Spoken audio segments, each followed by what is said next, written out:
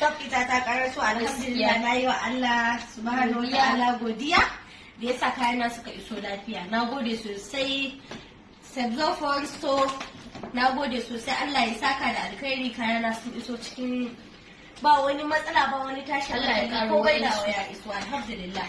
So da haka nake cewa jama'a masoya ga ƴan uwa da abokan arziki da su tattaro nasu ina su zo su sami Sebzofon Store, su sa a kawo musu idan wayoyi ne, duk abin da kuke so za ku samu. Mun gode sosai.